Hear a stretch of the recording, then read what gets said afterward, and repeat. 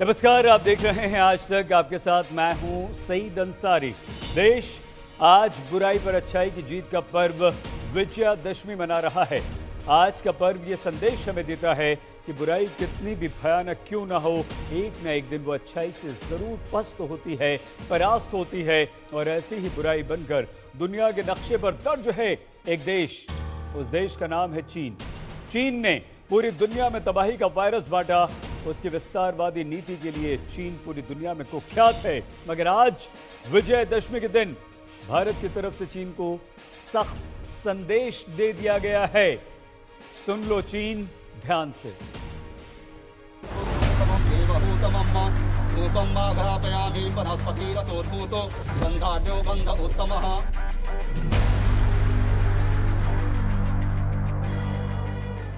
भारत में जितने शास्त्र को मानने वाले हुए, उतने ही शस्त्र को पूजने वाले भी हुए। असत्य पर सत्य की विजय गाथा लिखने वाले राजा राम हुए। बुराई के प्रतीक को भस्म करने वाले रघुनंदन। आज विजयादशमी के पर्व पर विश्व गुरु से चीन को संदेश जा रहा है। देखिए इन तस्वीरों को। दार्जिलिंग के सुकना में रक्षा मंत्री राजनाथ सिंह वॉर मेमोरियल में शस्त्र पूजा कर रहे हैं।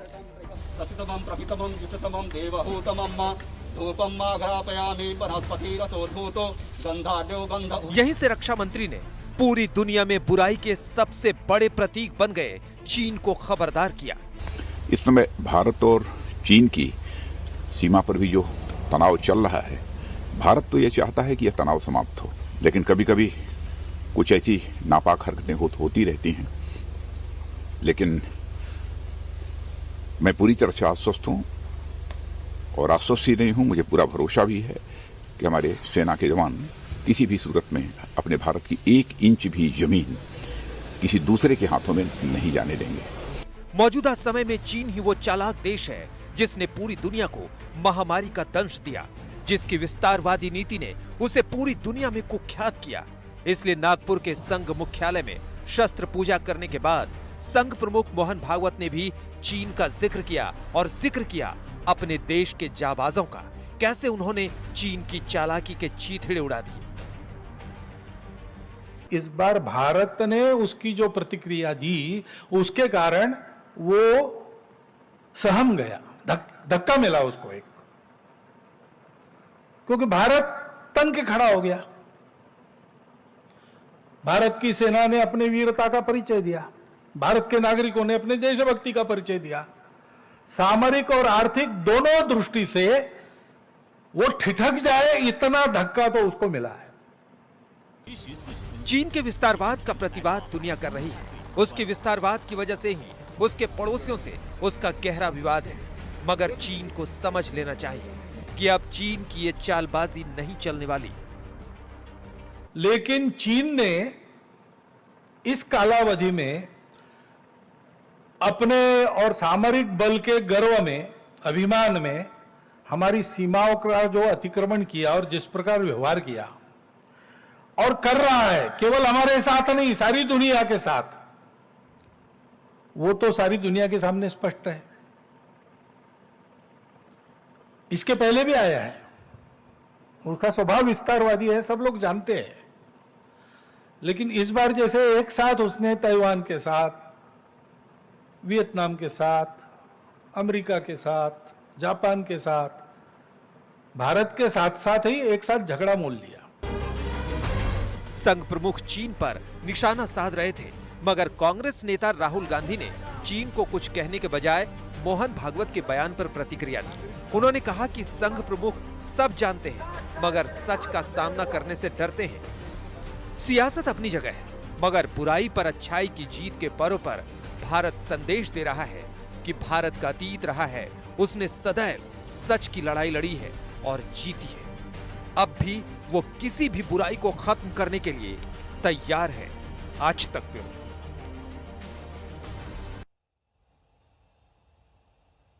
चर्चा करने के लिए हमारे साथ इस वक्त कई सारे मेहमान हैं। सुप्रिया श्रीनेत जी, प्रवक्ता कांग्रेस की, के शर्मा जी, प्रवक्ता बीजेपी के, आशुतोष जी, राजनीतिक विश्लेषक हमारे साथ हैं। हमारे साथ major general retired GD Bakshi, lieutenant general retired Sanjay Kulkarni. आप सभी का बहुत बहुत धन्यवाद और स्वागत भी। सुप्रिया जी, आप अवश्य यहाँ पर मोहन भागवत के बयान पर कुछ कहना चाहेंगी, लेकिन सबसे पहले शर्मा जी, आज क्योंकि बुराई पर अच्छाई की जीत का पर्व है, इसलिए ये संदेश जरूरी था। सुप्रिया जी, आपको नहीं लगता कि आज के दिन राजनीति से इतर, बयानबाजी से अलग, कम से कम हम एक ऐसे देश को कड़ा संदेश दें जो हमारी तरफ नजरें उठाकर देखता है, हमें आंखें दिखाता है, हमारी जमीन पर कब्जा करने की कोशिश करता है, 1962 से लेकर लगातार एक के बाद एक हरकतें ऐसी कर रहा है, हमारे पेट में छुरा भोंकते जा रहा है, तो यहां पर एकजुट होकर चीन के खिलाफ आवाज बुलंद करने की जरूरत नहीं है क्या सुप्रिया जी? राजनीति नहीं होनी चाहिए, लेकिन राष्ट्र धर्म तो हमें निभाना पड़ेगा। और राष्ट्र धर्म यह है कि जब आपकी अखंडीय संप्रभुता पर खतरा है और चीन आपके घर में घुस आया है और 7 कोर कमांडर लेवल टॉक्स हो चुकी हैं, जिसमें की बात हो रही है स्टेटस को रिस्टोर करने की, क्योंकि स्टेटस को बदला है, क्योंकि चीन घुसा है, डिसएंगेजमेंट टॉक्स हो रही हैं, तो उस पर पर्दाफाश नहीं किया जा सकता है, उस पर पर्दा नहीं डाला जा सकता है। ये विफलता है कि 7 महीनों से लगातार 7 कोर कमांडर लेवल की बातें हो चुकी हैं। मुझे बोलने दीजिए, आपकी ये गलत बात है। नहीं, पहले मैं बोलूं। अरे आप सवाल कुछ पूछते हैं, जवाब कुछ देती हैं, तो ऐसे कैसे होगा सुप्रिया जी? आपको रोक नहीं रहे हैं, आप काउंटर क्वेश्चन तो करने दीजिए। आपकी प्रॉब्लम क्या, आप मुझे बोलने नहीं देते? सुप्रिया जी, काउंटर क्वेश्चन तो करने दीजिए। हमने पूछा आपसे कि एकजुट होना चाहिए या नहीं। क्या आपको लगता है सुप्रिया जी कि चीन और भारत की जो इस वक्त स्थिति है, कहीं ना कहीं भारत सरकार जो है वो स्थिति छिपा रही है, देश के सामने उसे आना चाहिए, और अगर ये स्थिति भारत सरकार ने नहीं बताई तो फिर आप इतने आत्मविश्वास के साथ कैसे कह सकती हैं? ऐसे कह सकती हूँ आत्मविश्वास के साथ कि प्रधानमंत्री जी, रक्षा मंत्री की वेबसाइट, रक्षा मंत्रालय की जो विदेश मंत्री है और जो आर्मी चीफ है, वो सब लोग अलग अलग बातें कह रहे हैं। प्रधानमंत्री कहते हैं कोई नहीं घुसा हुआ है, उसके बाद लोकसभा में कुछ और कहा जाता है, राजनाथ सिंह खड़े होकर कुछ और कहते हैं, रक्षा मंत्रालय की वेबसाइट पे रिपोर्ट आती है घुसपैठ हुई है, वो रातों रात 7 अगस्त को हटा दी जाती है। अगर आपके पास कुछ छुपाने को नहीं है और आप वाकई में सच बोल रहे हैं, तो मेरी सिर्फ एक बात का जवाब दे दीजिए, आपके घर में कोई नहीं घुसा है, तो जो 20 जवान शहीद हुए वो किसकी धरती पर शहीद हुए? भाई चीन अंदर आया था, घुसपैठ की थी, उसको हटाने का प्रयास था, वहां पर शहीद हुए, या आप ये कह रहे हैं कि हमारे जवान जाके चीन में शहीद हो गए? एक इस बात का जवाब दे दीजिए, और एक दूसरा इस बात का जवाब दे दीजिए कि जो 1 अप्रैल 2020 की स्थिति थी वो बदली है, इसीलिए तो 7 कोर कमांडर लेवल्स की टॉक हो रही है। अगर ठीक है,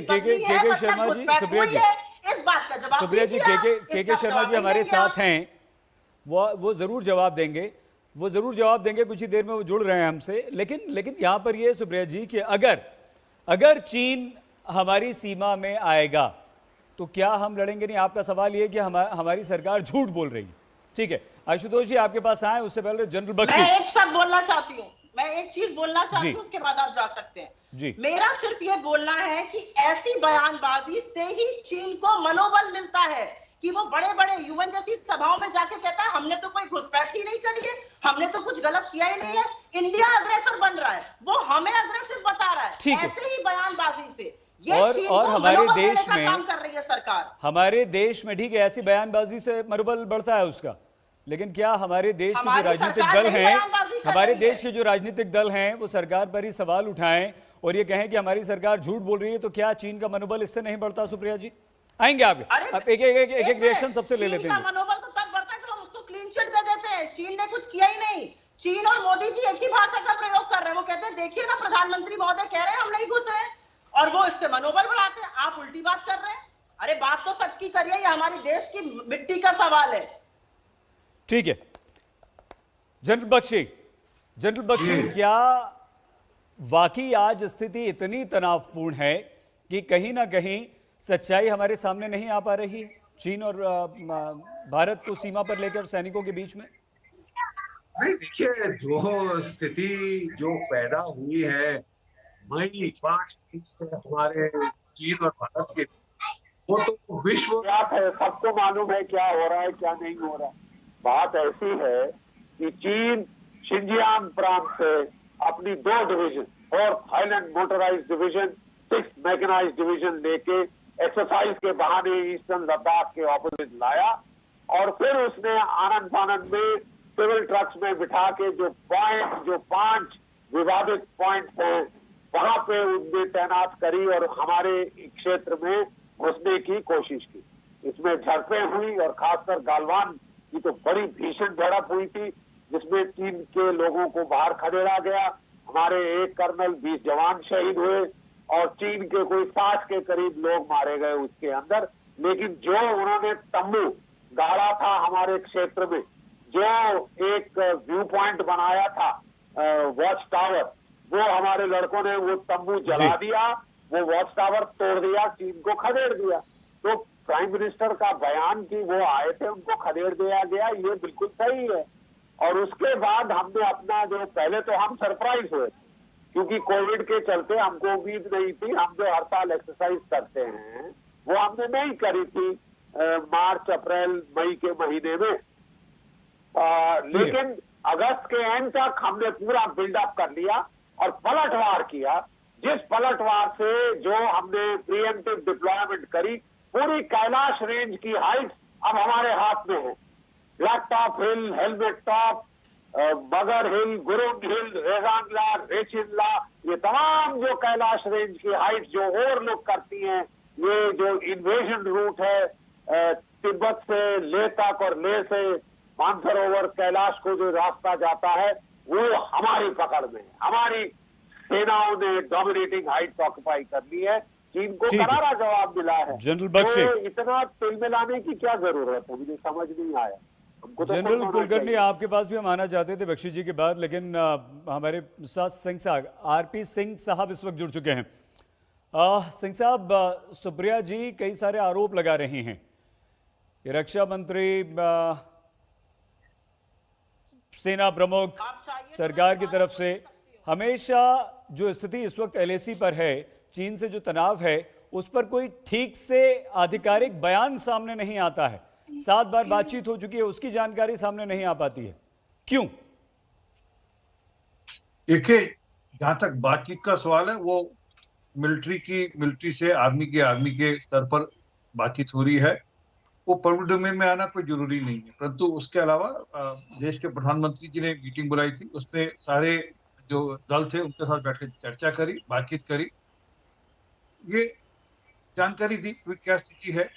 हाँ, जहां तक स्थिति स्पष्ट की बात है, बड़ी स्थिति स्पष्ट है कि भारत का 1 इंच हिस्सा भी चाइना के पास नहीं है, ये बड़ा स्पष्ट है। अब इसमें बार बार क्योंकि उनको फीड मिलता है, मैं सुन रहा था सुप्रिया जी को, उनको फीड मिलता है चाइना से कुछ बोलने के लिए, वो बोलते हैं। अब उसमें हम रोकते सकते, उनके करारनामे हैं, उनके करारनामे के अंतर्गत जो उनको राहुल गांधी ने साइन किए थे और उनकी कम्युनिस्ट पार्टी ऑफ चाइना के साथ, उसके अंतर्गत उनको बोलना है।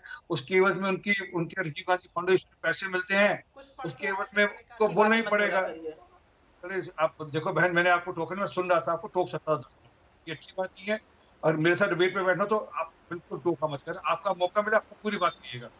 मैं तथ्यों से पहले कुछ नहीं कह रहा, ये ऐसे तथ्य हैं जो मेरे बनाए हुए तथ्य नहीं है, ये पब्लिक डोमेन में है कि राहुल गांधी ने चाइना की कम्युनिस्ट पार्टी के साथ सिंह साहब, हमने आपसे सवाल अपने बारे में पूछा, अपनी सेना के बारे में पूछा, विदेश मंत्रालय के बारे में पूछा, रक्षा मंत्री के बारे में पूछा, लेकिन आपने सीधे सीधे कांग्रेस और चीन की बात यहाँ पर कर दी। क्या आपको लगता है कि जो स्थिति है और सरकार को जो जानकारी देनी चाहिए, सरकार वो जानकारी पूरी ईमानदारी से दे रही है, देश के सामने रख रही है? इस स्थिति में जितनी जानकारी पब्लिक डोमेन में होनी चाहिए उतनी जानकारी पब्लिक डोमेन में है और वो ठीक जानकारी है, इसमें तथ्यों में कोई गड़बड़ नहीं। मैं कुछ बोलना चाहती हूँ। ठीक है सुप्रिया जी, एक एक रिएक्शन ले लें। आशुतोष जी और जनरल कुलकर्णी हमारे साथ। आशुतोष जी, क्या आपको लगता है कि एक ऐसा संवेदनशील मुद्दा, एक ऐसी बात जो देश की एकता, अखंडता, संप्रभुता से जुड़ी हो, हमारी सीमाओं से जुड़ी हुई है, वहां पर सरकार का यह अधिकार है कि जितनी जरूरत है, जो सिंह साहब बोल रहे हैं कि जितना हमें देश को बताना चाहिए उतना हम बता रहे हैं, जो बातचीत होगी वो गुप्त भी हो सकती है? और क्या आप सहमत हैं कि ऐसा होना चाहिए, या सरकार की जिम्मेदारी है कि वस्तु स्थिति से देश को अवगत कराया जाए, चाहे वो कैसी भी हो।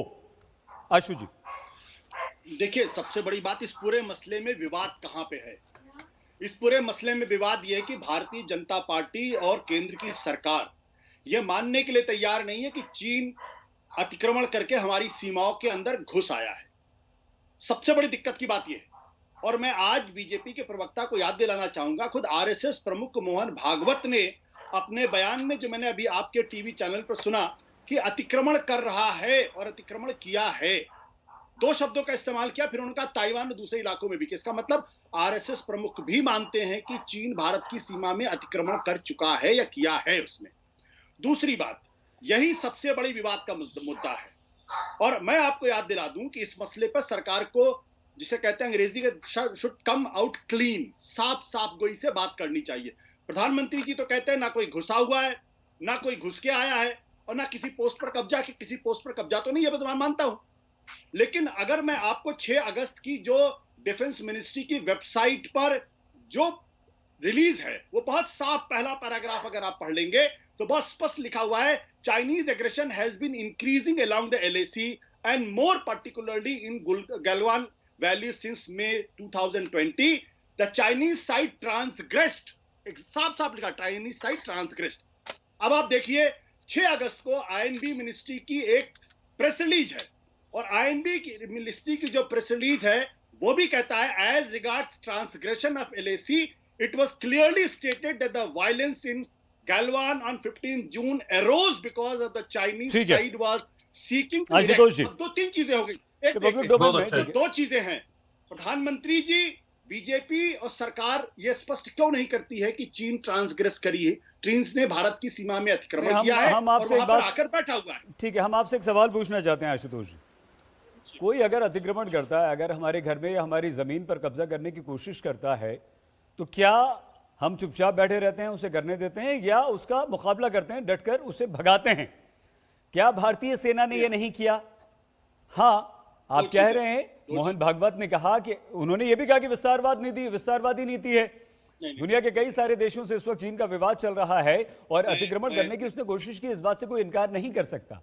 लेकिन उससे लड़ेंगे, उसे भगाएंगे, इसका मतलब ये तो नहीं हुआ कि चीन हमारी सीमा में आ गया है, हमारी जमीन पे कब्जा कर लिया है और हमारी सरकार वो छुपा रही है। इसका जवाब आप देना चाहेंगे, जरूर आपके पास आएंगे, लेकिन एक रिएक्शन जल्दी से जनरल कुलकर्णी से ले लें।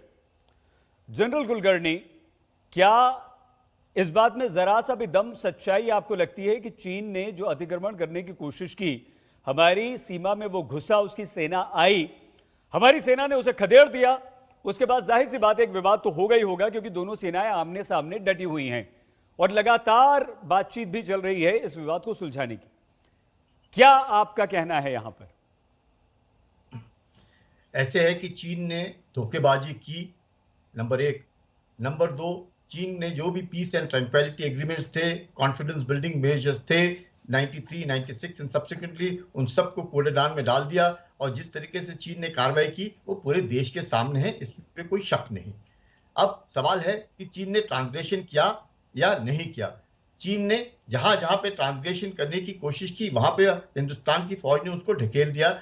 एक जगह पे जहां पे पेंगांग सो है, फिंगर 4 और फिंगर 8, जो परसेप्शन का प्रॉब्लम है, अमूमन ये जो हम लोग बातचीत करते हैं, क्योंकि हम लोकतांत्रिक देश है, हम लोगों को सबको बात करने की इजाजत है और हम सब तरीके से बातचीत करते हैं, इससे मसला जो है सुलझता नहीं है, उलझ जाता है। अब चीन के अंदर इस तरह की बातचीत नहीं होती। चीन बार बार 1959 का परसेप्शन आपको बताने की कोशिश करे कि हमें 1959 चाहिए। मुझे लगता है 99% से भी ज्यादा लोगों को हिंदुस्तान में नहीं मालूम होगा कि 1959 में चीन क्या है और क्या चाहता था, ये नहीं मालूम है। नंबर 2, हम बार बार जब इस तरह की बात करते हैं, हम अपने देशवासियों के बीच में ही इस तरह के शायद शक होने लगता है हम लोगों को कि क्या कौन झूठ बोल रहा है और कौन सच बोल रहा है। कोई झूठ और सच वाली बात नहीं है, इसमें समझने वाली बात है कि फिंगर 4 और फिंगर 8 के बीच में भी हम लोग फिंगर 8 तक पेट्रोलिंग करते थे, वो फिंगर 4 तक आते थे।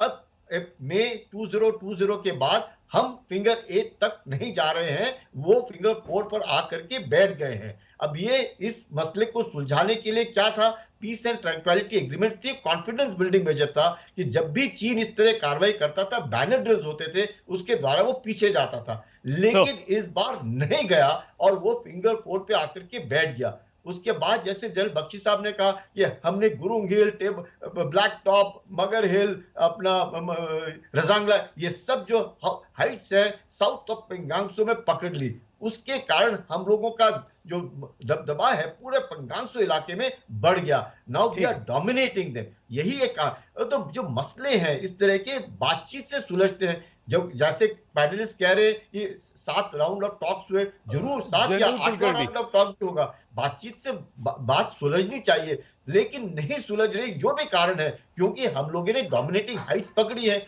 वो कहते होंगे कि आप पहले छोड़ो, हम कहते होंगे नहीं आप पहले पीछे जाओ। तो ये जो बातचीत हो रही है, because we are in a position of strength, आज हम पोजीशन ऑफ स्ट्रेंथ में हैं, इसलिए वो चीज हमसे बातचीत कर रहा है। लेकिन ये कहना और हर बार हर चीज को ओपन डोमेन में बातचीत करना और उसके बारे में बताना, सब लोगों को बताना, मुझे नहीं लगता है ये ठीक होगा। और स्पेशली चीन जो है, जनरल बख्शी आपके पास भी आते हैं। सर आपको 1 मिनट रोकना पड़ेगा यहाँ पे, क्योंकि समय निकलता जा रहा है। सुप्रिया जी आपने दोनों रिटायर्ड जनरल्स की यहाँ पर बात सुनी।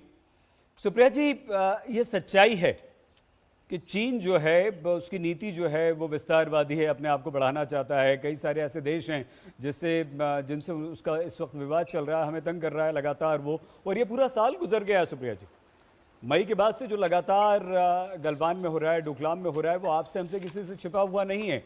हमारे 20 जवान भी वहाँ पर जाकर शहीद हो जाते हैं चीनी सेना से लड़ते हुए। क्या हमें बहुत सारे राजनीतिक मुद्दे हैं आपके पास, उन पर सरकार को घेरना चाहिए, सवाल उठाना आपका अधिकार है, आप प्रमुख विपक्षी दल हैं, सवाल उठाइए। लेकिन जहां तक देश की बात है, देश की सेना की बात है, तो क्या अगर हम इस तरह के सवाल बार बार उठाएंगे, आप उठाएंगी, कांग्रेस पार्टी उठाएगी, तो सेना के मनोबल पर सुप्रिया जी असर नहीं पड़ेगा? यहां पर कम से कम एकजुट नहीं होना चाहिए, यहां पर कम से कम नहीं कहना चाहिए कि हमारी सेना के साथ हम हैं, आप लड़ें, आप डटे रहें, बातचीत से हल नहीं निकलेगा तो आप पे जिम्मेदारी। लेकिन कोशिश एक शांति प्रिय देश होने के नाते हम बातचीत से कर रहे हैं, भले ही साथ की जगह और ज्यादा बातचीत आगे बढ़ जाए। सुप्रिया जी, मैं एक्सपेक्ट करती हूँ कि जैसे आपने किसी को इंटरजेक्ट नहीं किया था, मुझे भी नहीं करेंगे। मेरा ये मानना है 7 नहीं 70 कोर कमांडर लेवल टॉक्स हो जाएं, इसका निष्कर्ष निकलना चाहिए। मैं रिटायर्ड जनरल्स दोनों की इज्जत करती हूँ, डेकोरेटेड जनरल्स हैं, लेकिन हाँ, जो देश परेशान, और मैं ये नहीं सोचती कि मिस्टर मोदी आएंगे और वो राष्ट्र के नाम संदेश करके बताएंगे क्या हुआ, लेकिन आप कॉन्फिडेंस तो लीजिए किसी को। आपने एक ऑल पार्टी मीटिंग करी, ऑल पार्टी मीटिंग करने के बाद आपने इतना ब्लैंकेट स्टेटमेंट दे दिया कि कोई घुसा ही नहीं हुआ है। उन्होंने ये नहीं कहा था खदेड़ दिया गया, उन्होंने कहा था कोई घुसा ही नहीं हुआ है। उनके डिफेंस मिनिस्टर कहते हैं अच्छी खासी संख्या में लोग आ गए। मुझे पता नहीं है बातचीत का क्या निष्कर्ष निकलेगा, चीन जाएगा कि नहीं जाएगा। जनरल बख्शी ने एक बड़ी इंपॉर्टेंट बात ट्विटर पर थोड़े दिनों पहले बताई थी कि वो अब हमारी आस्थाओं के साथ भी खिलवाड़ कर रहे थे। वो बीच में कहने लगे थे कि आप मानसरोवर छोड़िए तब हम ये इलाका छोड़ेंगे। मेरा ये कहना है कि चीन पर हर तरह से हमला करना जरूरी है। आप सैन्य हमला, हमारी सेनाओं का पराक्रम और शौर्य इतना काफी है कि उनको छठी का दूध याद दिला देंगे। लेकिन चीन के साथ आपने कहा था हम ट्रेड बैन करेंगे। आपको जान के ताज्जुब होगा कि लोगों से तो चीन के ट्रेड बैन करने की बात करी इस सरकार ने, लेकिन इंपोर्ट चीन से वापस प्री कोविड लेवल पर हो गए। चीन के साथ जितना इंपोर्ट पहले होता था दोबारा से होने लगा। चीन से हमने अपने जवानों की शहादत के बाद $750 मिलियन उनके इंफ्रास्ट्रक्चर बैंक से उधार लिए। ऐसा हम क्यों कर रहे हैं? क्यों हम चीन को हर तरफ से नहीं घेर रहे हैं? और मेरा ये मानना है कि चीन हमारा कभी का दोस्त नहीं था। चाहे मोदी जी उनके साथ कितने झूले झूल ले, चाहे साबरमती हो, चाहे महाबलीपुरम हो, 18 मीटिंग वो कर चुके हैं। चीन ने देखिए डोकलाम में क्या किया, वो फ्लैश पॉइंट से पीछे हुए, लेकिन उन्होंने पूरे प्लेटो पे फोर्टिफिकेशन किया हुआ है। हमें ये डर है कि चीन दोबारा से ऐसा करेगा। चीन एक दुष्ट राष्ट्र है, चीन की विस्तारवादी नीति है। उससे निपटने के लिए हमें चौतरफा उन पर हमला बोलना पड़ेगा, जो हम नहीं बोल रहे हैं, हम जबानी जमा खर्च कर रहे हैं। ठीक है सिंह साहब, सुप्रिया जी साफ तौर पर ये चाहती हैं, कम से कम सुप्रिया जी अच्छी बात यह है आपने कही कि हमारी सेना सक्षम है और हम चीन को खदेड़ने की ताकत रखते हैं। बिल्कुल, बहुत अच्छी बात, ये मनोबल बढ़ाती है बात हमारी सेना की। लेकिन सिंह साहब, सवाल आपके लिए यह है कि क्या सरकार कहीं ना कहीं चीन पर प्रतिबंधों का दिखावा करके फिर से बहुत सारी चीजें दबे छुपे चीन के साथ शुरू कर रही है? छोटे से ब्रेक के बाद हम लौटते हैं, जवाब आपसे लेंगे। देखते रहिए आज तक।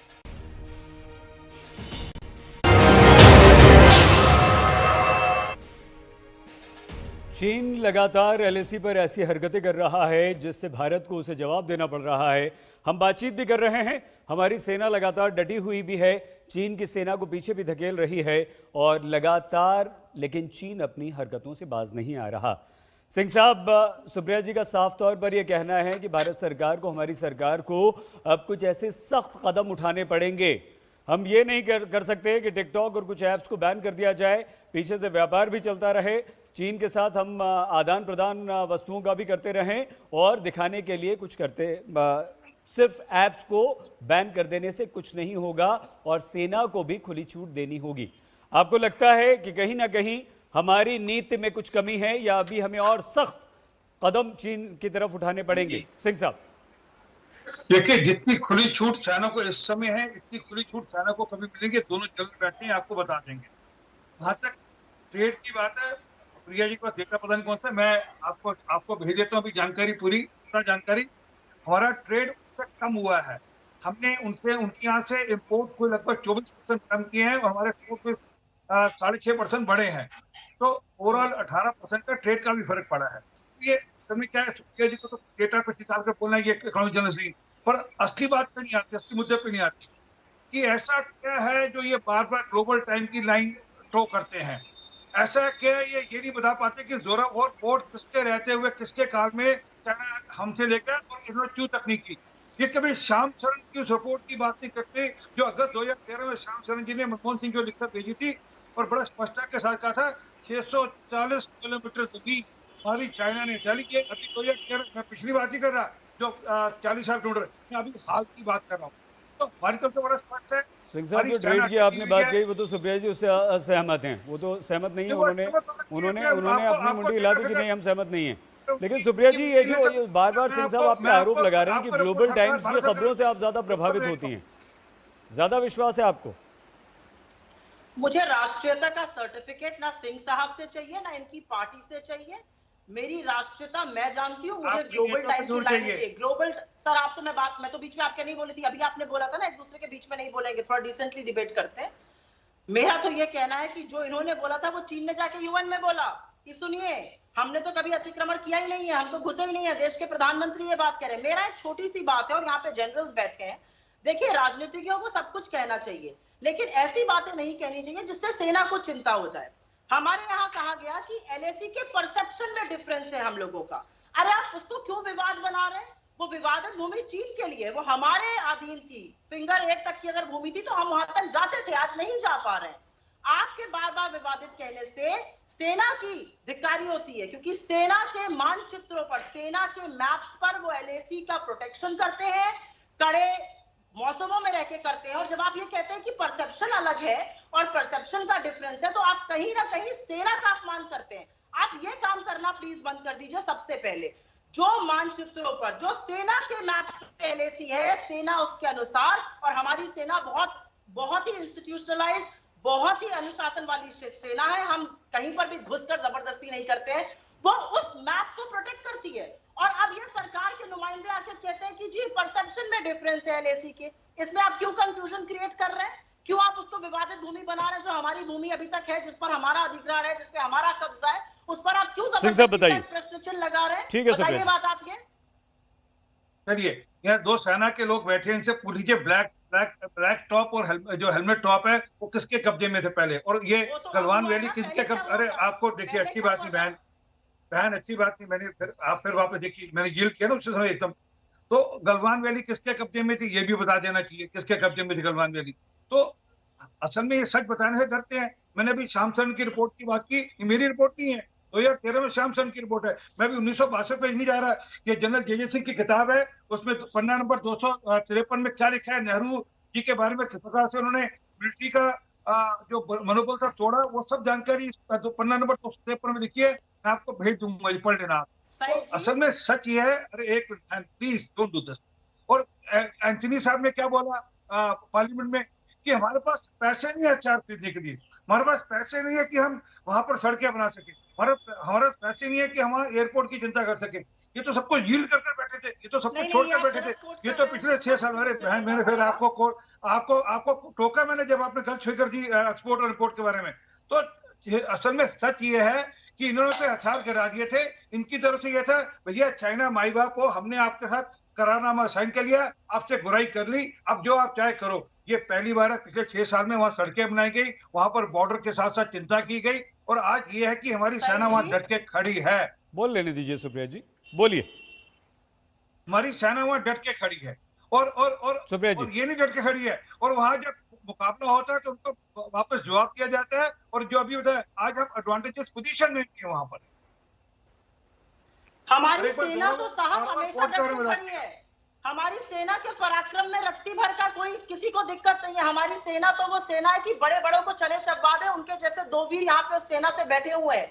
मेरा सवाल दूसरा और मेरी बात दूसरी है। आप जब भी 62 की बात करते हैं ना सर, तो कहीं पर आप सेना को भी अपमानित करते हैं। भगवान के लिए 67 की भी बात किया करिए। 1 मिनट, जब चाइना को उनके घर में घुस के मारा था, 71 की भी बात किया करिए, जब इस सेना ने के बल पर 2 टुकड़े कर दिए थे पाकिस्तान में और बांग्लादेश की उत्पत्ति करी थी, उसकी भी बात किया करिए, क्योंकि वो भी सेना के पराक्रम की बात है। मैं आपसे सिर्फ इतना कह रही हूं कि जब आप 62 की बात करते हैं तो 67 और 71 की भी बात करिए, क्योंकि बार बार सेना की हार की बात मत किया करिए, सेना की जीत और पराक्रम की भी बात किया करिए। और मैं आपको एक बात और बताना चाहती हूं, आप सिलेक्टिवली कोट करते हैं ए के एंटनी को। मैं ये बताना चाहती हूं कि जो बॉर्डर डेवलपमेंट हुआ है, जो रोड्स डेवलपमेंट हुए हैं, that was conceptualized, funded and approved by the UPA government। मैं ये मानती हूं कि उसका कुछ काम यूपीए गवर्नमेंट में हुआ था और उसका कुछ काम एनडीए गवर्नमेंट में, मोदी सरकार में हुआ है। इसके बारे में मुझे कोई आपत्ति नहीं है, लेकिन ये कह देना कि पहले कुछ होता ही नहीं था और 6 साल में ही सब बन के तैयार हो गया, इसका मतलब है कि आप वहां का भूगोल भी नहीं समझते हैं। तो please we all should take care credit for what is due, the due ठीक है सुप्रिया जी, आपकी बात हो गई है यहाँ पर। लेकिन एक सेकंड सुप्रिया जी, सिंह साहब, हमारे दोनों जनरल्स के पास हम जाएंगे, लेकिन उससे पहले आशुतोष जी के पास। आशुतोष जी देखिए, 62, 67, 71, 2017 में तो 1.5 महीने से ज्यादा ये विवाद चला था। आशुतोष जी, ये लगातार चलता है जी। मैं आपसे सिर्फ हम यही जानना चाहते हैं कि कहीं ना कहीं, आप चलिए 62 से ही ले लीजिए, 62 से ही हम आशुतोष जी अगर लगा लें, तो चीन के प्रति हमारी जो नीति है वो क्या कुछ आपको कभी नजर आती है कि ये विवाद कभी सुलझता नहीं है? चीन हमेशा हमें आंख दिखाने की कोशिश करता है, हम फिर उससे लड़ते हैं, हमारे फिर 20 जवान शहीद हो जाते हैं, और यह सिलसिला लगातार चलता रहता है। वो दुर्गम परिस्थितियों में हमारे सैनिकों को, हमारी सेना को वहां पर डटे रहना पड़ता है। अभी तक आपकी राय में, आपकी दृष्टि में ऐसी कोई नीति क्यों नहीं बनी, ऐसा कोई समझौता क्यों नहीं हो पाया, ताकि ये विवाद सदा के लिए, चाहे वो डोकलाम का हो, चाहे वो गलवान का हो, पूरी तरह से खत्म हो और एलएसी निर्धारित हो? उसकी एक तय, ये एलएसी है, आपका हिस्सा वो है, हमारा हिस्सा ये है, बस खत्म। आशुतोष जी। सही जी, मैं 2 बात कहूंगा और मुझे पूरी बात कहने का मौका मिलना चाहिए। पहली बात, मुझे लगता है कि जो आज की नरेंद्र मोदी सरकार है, इसने इतिहास से सबक नहीं लिया। सबको याद होगा 1962 के पहले किस तरीके से भारत चीनी भाई भाई की बात की जाती थी, जाओ एनलाई और नेहरू के बीच में दोस्ती की बात की जाती थी, माओ और नेहरू के बीच में दोस्ती की बात की जाती थी। और बिल्कुल वही बात 2014 के बाद से आपने शी जिनपिंग को देखा, किस तरीके से नरेंद्र मोदी के गले लग रहे थे, किस तरीके से उनको हमने क्या क्या नहीं खिलाया, किस तरीके से उनको झूले झुलाए। अगर 18 मीटिंग के बावजूद भी अगर आप शी जिनपिंग को नहीं समझ पाए और आप नेहरू नेहरू चिल्लाते रहेंगे, तो गलती नरेंद्र मोदी जी की भी, उनको भी समझना चाहिए कि उन्होंने शी जिनपिंग भरोसा किया और उसने पीठ पर छुरा मारा। दूसरी बात मैं कहना चाहता हूं, मैं समीर जो जनरल साहब हैं, कुलकर्णी साहब, मैं उनकी बात से थोड़ा हैरान जरूर हुआ उनकी बातों को सुनकर, क्योंकि मुझे लगता है इस देश को शायद ये बताने की जरूरत है कि 1962 का जब लड़ाई चल रही थी, तब बीजेपी को उसमें जनसंघ हुआ करती थी। अटल बिहारी वाजपेयी ने बाकायदा कहा था कि संसद के अंदर बैठ के आप बहस करिए और बताइए सीमा के ऊपर क्या हो रहा है। तो जनरल साहब को यह भी बताना चाहिए कि जब 62 के अंदर जब युद्ध चल रहा था, तब संसद हुई थी और संसद के सामने नेहरू जी की खाट खड़ी की गई थी, सरकार से सवाल पूछे गए तो सरकार ने उनका जवाब देना पड़ा था। आज अगर आप सवाल पूछते हैं तो आपको कह दिया जाता है आप चीन की गोद में बैठे हुए हैं, और यह बताने का प्रयास किया था कि 2014 के पहले तो भारत की सेना कुछ करती ही नहीं थी, हमने उनको खुला हाथ दे दिया। तो करगिल की लड़ाई में अटल बिहारी वाजपेयी, जब बीजेपी की सरकार हुआ करती थी, तब कौन लड़ रहा था? क्या उस वक्त अटल बिहारी वाजपेयी ने भारत की सीमा को पाकिस्तान के हाथों पूरी तरीके से गिरवी रख दिया? हम किस नैरेटिव की बात करते हैं? हम अपनी सेना का अपमान कर रहे हैं, हम अपने देश को, डेमोक्रेसी को कमजोर करना चाहते हैं। अगर सीमा के अंदर कुछ घुसपैठ हुई है तो भारत की सरकार और देश के प्रधानमंत्री ये क्यों नहीं कहते हैं कि इंट्रूजन हुआ है? मैं आरएसएस के प्रमुख मोहन भागवत को आज की बातों को सुनकर मुझे ठीक लगा कि कम से कम उन्होंने ये हिम्मत दिखाई। उन्होंने कहा कि चीन हमारी सीमा में अतिक्रमण करके आ गया है, और न केवल हमारे आया है बल्कि ताइवान दूसरी जगह भी आया है। ये बात भारत के प्रधानमंत्री को कहनी चाहिए, ये काम भारत के रक्षा मंत्री को कहनी चाहिए, ये काम भारत की सरकार को करनी चाहिए। लेकिन हैरानी की बात यह है कि बीजेपी के प्रवक्ता आरपी सिंह साहब सवाल पूछिए इसी वक्त और उनसे कहिए कि क्या चीन भारत की सीमा में घुस के आया है या नहीं आया है। हम दोनों जनरल्स के पास आना चाहते हैं, general Bakshi, general Kulkarni. General Kulkarni हालांकि नहीं सिंह साहब आ रहे हैं, 1 मिनट। सुप्रिया जी, जनरल कुलकर्णी पहले आप इसलिए कह दीजिए क्योंकि आशुतोष जी ने आपका नाम भी ले दिया और आप पर सवाल भी उठा दिया है। आपको लगता है जनरल कुलकर्णी कि ये सीमा पर जो मुद्दे हों सैनिकों के, सेना के, उसकी हर जानकारी सरकार को संसद में या देश के सामने रखनी चाहिए, और इस वक्त की स्थिति के अनुसार क्या आपको लगता है कि चीन बातचीत से मानने वालों में से है? क्योंकि हम हिंदी चीनी भाई भाई करके भी देख चुके हैं, हम उसके बाद लगातार अभी तक बातचीत करके भी देख चुके हैं, और अभी भी हमारी बातचीत चल रही है, लेकिन चीन टस से मस नहीं। जनरल कुलकर्णी, और उसके बाद जनरल बख्शी, आप भी बताइएगा। मेरा ये मानना है, ये मेरा व्यक्तिगत मानना है कि जरूर ये जो है चंद एक चीजें जो है मीडिया या नॉर्मल पब्लिक ने, यस, अगर पार्लियामेंट के अंदर डिस्कशन होता है उनकी डिफेंस कमेटी से, उसके अंदर जरूर पूछिए, जाइएगा, रक्षा मंत्री के पास जाइएगा, प्रधानमंत्री के पास जाइएगा, और अपने जो भी आपके प्रश्न हैं उनके आप उनसे उत्तर लीजिएगा। लेकिन पब्लिक डोमेन में, जो मेरा कहना है, पब्लिक डोमेन में इस तरह की बातें करने से जो चीन है वो उसका फायदा उठा रहा है। चीन देख रहा है कि वो जो कार्रवाई करने की कोशिश कर रहा है, उनकी कार्रवाई के लिए हिंदुस्तान के अंदर भी कई एक ऐसे लोग हैं जो शायद सरकार से मानते नहीं है और भिन्न भिन्न तरह की बातचीत होती है। लेकिन ये कहने के बावजूद क्यों आपको लगता है कि हम लोग इतने मोबिलाइज हुए? क्यों आपको लगता है कि इस तरह की बातचीत हम करें? जरूर कुछ हुआ है, इसलिए तो कर रहे हैं। क्यों हम लोग चीन को ढकेल रहे हैं? क्यों हम लोगों ने हाइट्स को पकड़ा है? क्यों हम लोग आज अपने आप को डोमिनेटिंग हाइट्स में कहते हैं? ठीक है सर, कुछ हुआ है। जनरल कुलकर्णी, थोड़ा सा समय कम है। जनरल बख्शी, आपका रिएक्शन क्या? आप इस वक्त की स्थिति जो है एलएसी पर, उसे आप किस तरह से देखते हैं?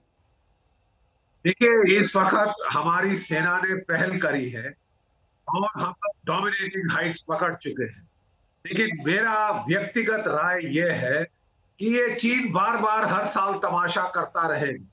मेरा ख्याल हमको एक बारी काइनेटिक एक्शन लेकर चीन को जता देना चाहिए, जैसे हमने नाथुला में किया था। जता देना चाहिए कि बस बहुत हो गया, तमाशा हम हर साल नहीं सहेंगे। कहीं और चुन के करो, इस साल यहाँ नोक झोंक करो, कहीं और करो, ये नहीं चलेगा। राष्ट्रीय सुरक्षा के मामलों में सारे प्रजातंत्र में जो भी विपक्षी दल होते हैं, एक वो नेशनल कंसेंसस पे आ जाते हैं। बड़े अफसोस के साथ कहना पड़ता है कि वो कंसेंसस नहीं दिख रहा। लेकिन मैं एक चीज जरूर कहना चाहूंगा, मैं 71 का युद्ध और कारगिल का युद्ध दोनों लड़ चुका हूँ। 71 के युद्ध में मैं ऑपरेशन एक्सक्यूज मी कारगिल के युद्ध में मैं मिलिट्री ऑपरेशंस डायरेक्टरेट में था। हर रोज शाम को एक आर्मी, एक नेवी, एक एयरफोर्स और एक फॉरेन मिनिस्ट्री का ऑफिसर प्रेस को ब्रीफ किया करते थे। ठीक है, हमारी इंफॉर्मेशन पॉलिसी में मेरे ख्याल थोड़ी बदलाव की जरूरत है। समझ में नहीं आ रहा है। ठीक है सिंह साहब, एकदम वक्त खत्म हो रहा है। 30 सेकंड आपके पास है, 30 सेकंड सुप्रिया जी के पास हैं। इतना टाइम लग रहा है क्या सुप्रिया जी 1 सेकंड आ रहे हैं आपसे खत्म करेंगे। सिंह साहब 30 सेकंड से ज्यादा मत लीजिएगा। आज की स्थिति क्या मानते हैं, और क्या आज आप ये कह सकते हैं अपनी सरकार की तरफ से कि नहीं, कोई अतिक्रमण नहीं हुआ है, 1 इंच भी जमीन हमारी चीन ने उस पर कदम नहीं रखा है? भारत के हिस्से की 1 इंच जमीन पर भी चाइना का कब्जा नहीं है। परंतु मैं एक बार, क्योंकि बार बार कहते कि आप सेना के मनोबल को क्यों जोड़ते हैं, मैं एक लाइन पढ़ देता हूँ पेज नंबर 253 से, याद रखना ये बात को। The Nehru man and combined played havoc with the military leadership literally forces them to accept military unsound commitments. अरे किस प्रकार की लीडरशिप होगी, राजनीतिक कैसी लीडरशिप होगी, उस पर डिपेंड करते हैं कि मिलिट्री कैसे एक्शन लेगी। इन लोगों ने हमेशा मिलिट्री को हरास किया, मिलिट्री को क्वेश्चन किया। सुप्रिया जी 30 सेकंड आपके पास है, प्रोग्राम को खत्म करना है। आपको लगता है कि सख्त एक्शन पूरी तरह से, जो जनरल बख्शी अब कह रहे हैं? सईद जी, मैं कुछ बोलना चाह रही थी, मेरी आवाज कट गई थी। सुप्रिया जी, ज्यादा वक्त नहीं है, प्रोग्राम खत्म करना है, बोलिए जल्दी से प्लीज। मुझे बस दो चीजें कहनी है। मुझे ये कहना है कि जो लोग आज लोकतंत्र में सवाल उठा रहे हैं, हमारे सवाल करने पर उनको ये याद होना चाहिए कि 26/11 के बाद मोदी जी ने ताज होटल के सामने जाके प्रेस कॉन्फ्रेंस करी थी। अमित शाह कहते थे चीन में आके चीनी पिकनिक पर आके चले जाते हैं, लाल आग की बात करते थे, तब आप सेना की रिस्पेक्ट करते थे। आपने डेप्सांग के वक्त जाके राष्ट्रपति से पूछा था कि देश की सेना कौन से शस्त्र यूज कर रही है, ये आपका राजधर्म और राष्ट्रधर्म था, और आप हमें पाठ पढ़ाइएगा। तो पाखंड बंद करिए और देश की सीमाओं को सुरक्षित करिए। मेरा सिर्फ एक बात कहना है। बहुत धन्यवाद सुप्रिया जी, और आप सभी सिंह साहब क्षमा, समय पूरा हो चुका है। बहुत धन्यवाद आप सभी का। लेकिन ये जरूर है कि अगर चीन हमारी तरफ आंख उठाता है, हमें आंखें दिखाता है, तो हमारी सेना उसकी आंखें निकाल लेने में सक्षम है। और ऐसे में हमारे पूरे देश को एकजुट हो जाना चाहिए, सेना का मनोबल बनाना चाहिए, सेना का मनोबल कहीं कम नहीं होना चाहिए। और यह भी सच्चाई है कि विपक्ष हैं आप, विरोध जरूर कीजिए, लेकिन जब देश की बात आती है तो सरकार के हाथ भी मजबूत कीजिए। देखते रहिए आज तक। बुराई पर अच्छाई का आज पर्व है। एक बुराई चीन लगातार हमें तंग कर रहा है। इस बुराई को खत्म करना है, इस चीन को सबक सिखाना है। देखते रहिए आज तक। नमस्कार, मैं हूं अंजना ओम कश्यप। हमें उम्मीद है ये वीडियो आपको पसंद आया होगा। लेटेस्ट खबरों के लिए यूं ही देखते रहिए आज तक, और इस वीडियो के पसंद आने पर लाइक, शेयर एंड सब्सक्राइब करना ना भूलें।